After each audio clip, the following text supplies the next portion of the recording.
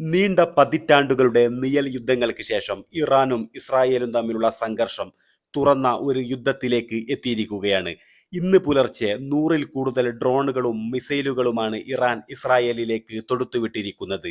ഇറാന്റെ വിവിധ പ്രവിശ്യകളിൽ നിന്നാണ് ഇറാൻ റവല്യൂഷണറി ഗാർഡ് മിസൈലുകളും ഡ്രോണുകളും ഇസ്രായേലിലേക്ക് അയച്ചിരിക്കുന്നത്.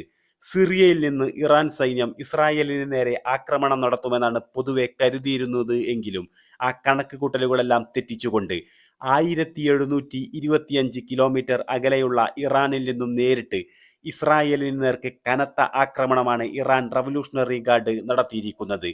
ഇറാഖും സിറിയയും ജോർദാനും കടന്നാണ് ഇറാൻ സൈന്യം ആക്രമണം നടത്തിയിരിക്കുന്നത്.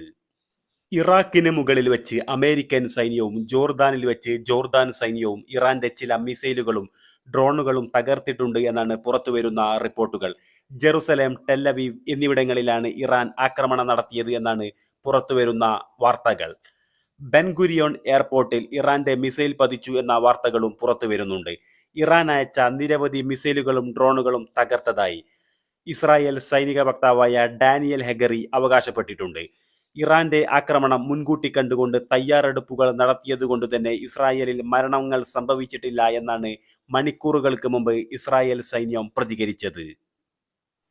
ഇതുമായി ബന്ധപ്പെട്ട വിശദ വിവരങ്ങൾ വരും മണിക്കൂറുകൾക്കുള്ളിൽ പുറത്തുവരുമെന്നാണ് പ്രതീക്ഷിക്കുന്നത്.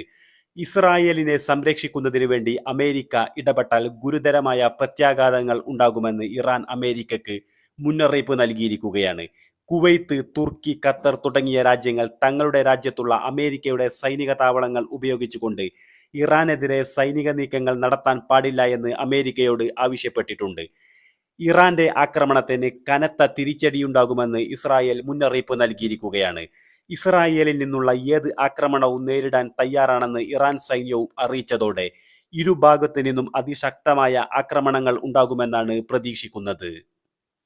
ഇറാനെതിരെ അണിനിരക്കാൻ അമേരിക്ക ലോകരാജ്യങ്ങളോട് അഭ്യർത്ഥിച്ചിരിക്കുകയാണ്.